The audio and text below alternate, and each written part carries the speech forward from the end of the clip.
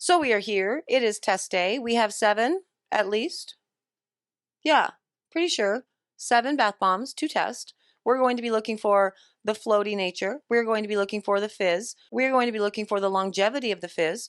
We are going to be looking for the foam, the bubbles, the color distribution, whether or not they're going to stain, all of these things, using all of the different bath bombs that we have made throughout this series. And so as a result, it might get really long, really crazy, really all of the things. And I am talking all of this before I even send you to the intro. So, hello, I am Mrs. Soap and Clay. Let's make stuff.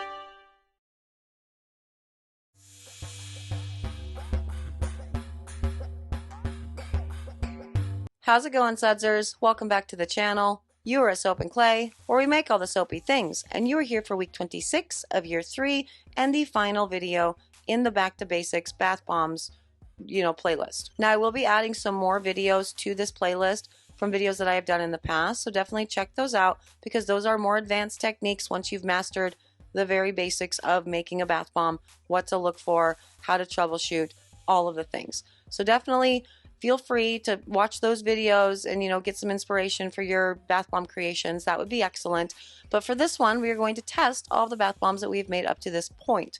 And there are 7, I am pretty sure. So let's go to the video and we will do the testing and talk about my impressions, my reactions, and, maybe answer some more questions that you guys have had along the way.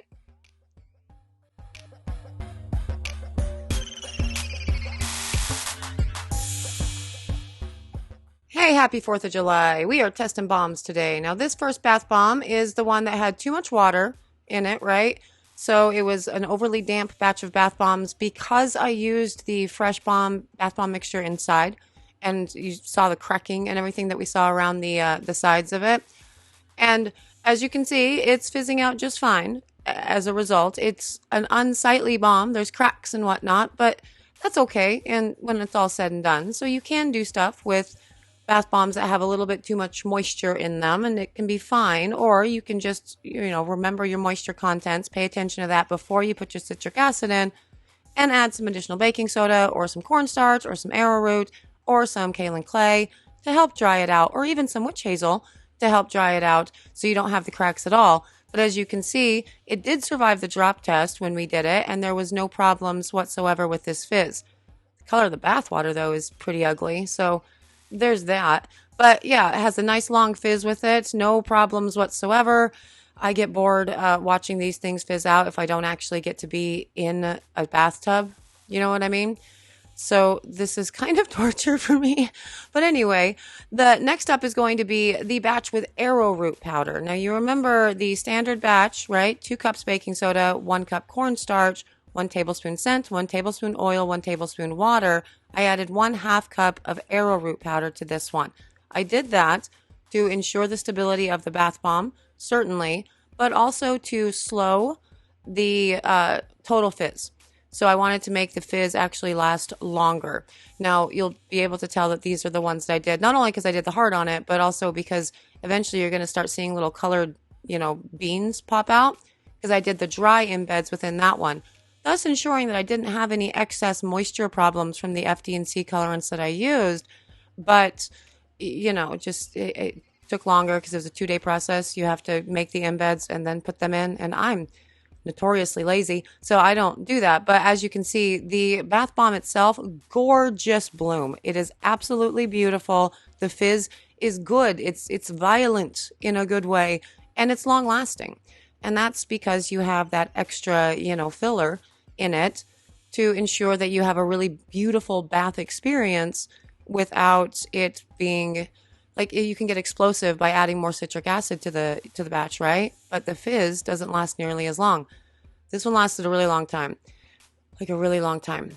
There's not a lot more to say about it. The color is pretty, yeah, and you can see the beans coming out of it, so that's fun for me. I like that.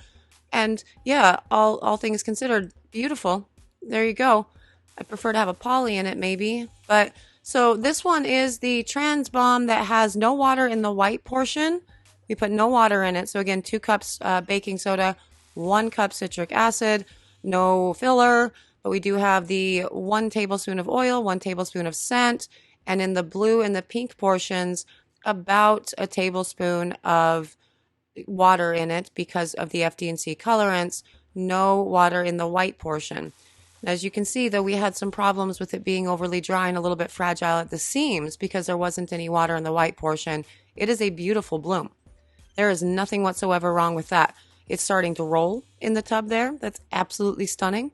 I love that. The overall bloom color of it is also gorgeous. Like, I'm not mad at this one. I guess I only get anxious when the actual color of the water starts turning something really ugly. You know what I mean? But this one is absolutely gorgeous for sure. So it's another example of ways that you can incorporate fun stuff into your bath bombs. Let's move along to some more tests.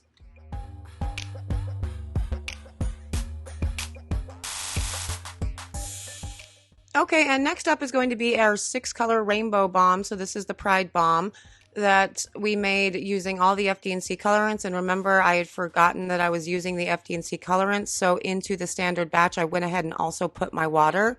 But since I was adding more water to it via the FD&C colorants that were bloomed in water, I had a lot of excess water in the batch. It was very, very wet. The moisture content was crazy.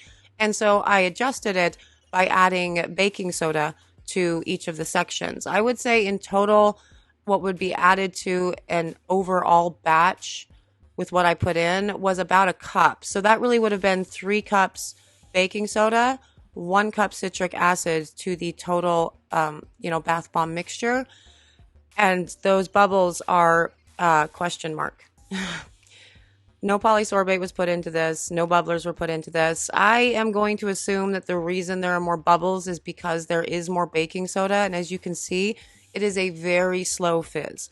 So having not really played with the baking soda concentrations a whole lot to see if it produces a fizz or a bubble on its own, I really don't know. If you guys have experienced that or you want to test it out, please let me know in the comments. And please, if you do test it, give me your results. But again, there was no extra bubbler in all of this. It was water, scent, the colors, the baking soda, and the citric acid.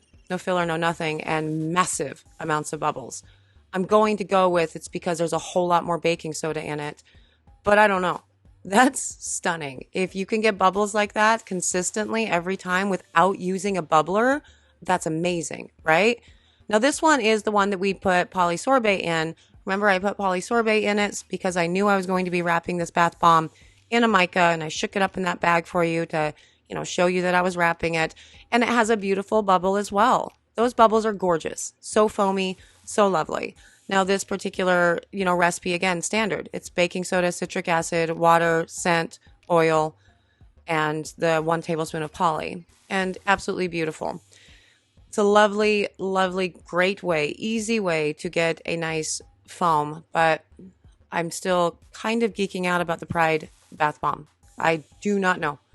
There were no bubblers put into that. But this one is really, really stunning. It's a very simple bath bomb to make. Your ROI, so what you actually have into it, it's going to be really great. This is perfect for bath bombs that you're going to be using micas in. This is why I put the poly in anyway, because I didn't want the micas to be sticking to the edge of the tub. As you can see, it's a bit of a diminutive, bubble. And it has, the poly in it. And it's just creating copious amounts of lather. I love that. And it's a long fizzer, I guess. I don't know. I think I pick it up and take it out at some point. There's barely any of it left. But I continue to just watch this one because I really did like all the bubbles that came from it. It's kind of cool when you can get a bubble bath and a bath bomb in the same, unit. So I get why people want to try it and why people want to put bubblers into their bath bombs for sure. But for me, Poly 80 is the easiest and funnest way to do it, you know?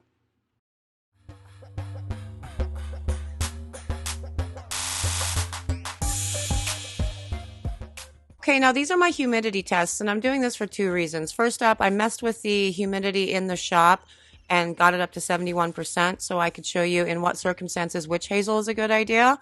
It's a good idea when it's really high humidity. And this one is bubbling out just fine. I mean, it's nothing to write home about, but it's doing what it's supposed to do, you know? And that's great.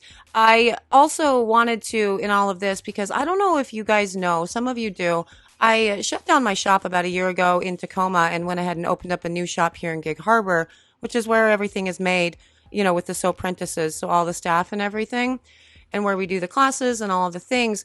But we built a shop at home so I could do filming and everything for you guys at my odd hours because I get up very early in the morning and I still kind of have to be present, you know, home-esque for all of that.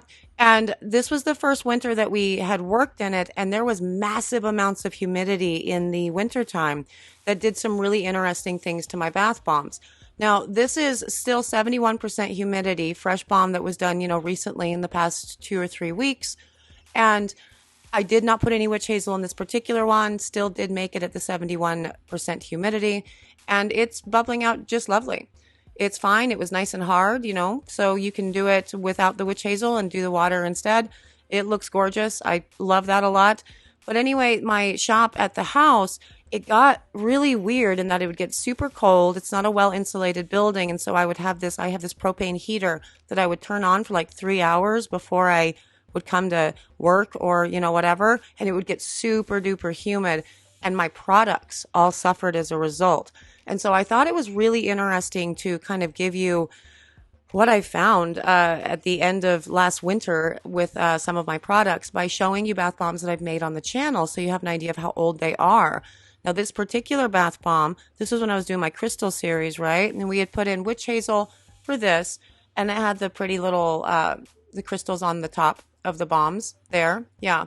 And Aowen is helping me out with this guy. But as you can see, the bomb itself with the witch hazel and the changes in the humidity, it got really soft. It took on way too much moisture. And that's really what I experienced with all bombs that had witch hazel and cocoa butter over the winter.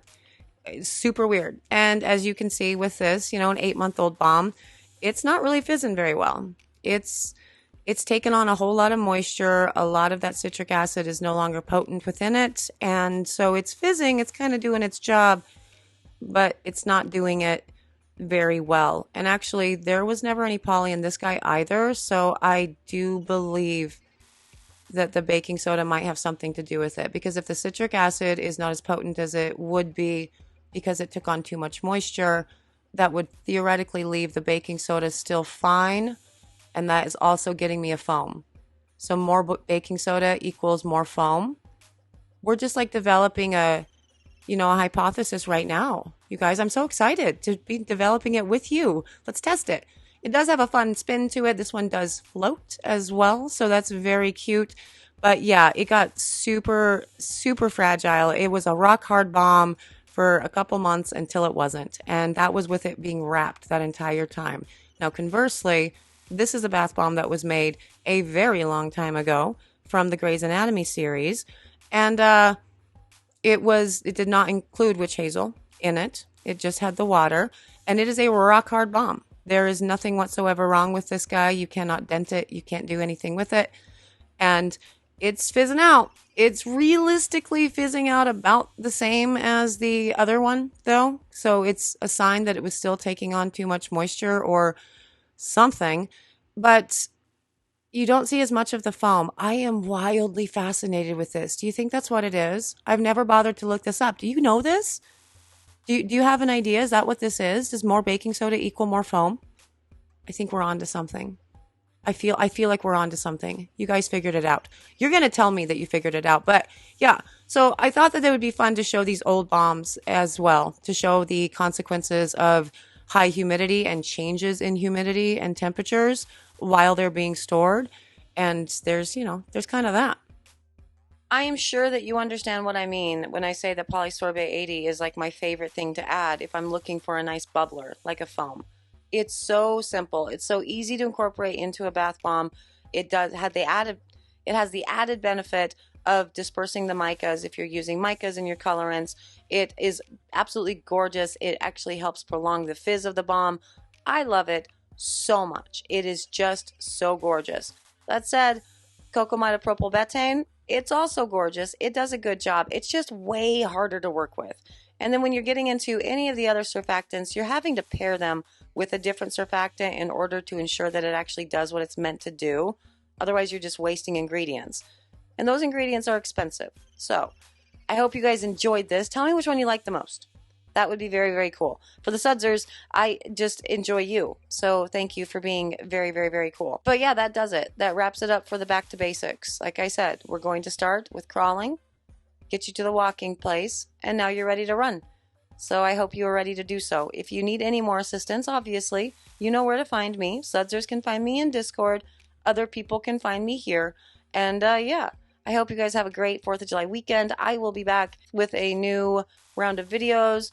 I don't know if I'm doing a Project Soapway or another Back to Basics. I'm really not sure, but we'll find out together. But until then, thank you again, and I will see you soon for another round of soapy fun. Bye.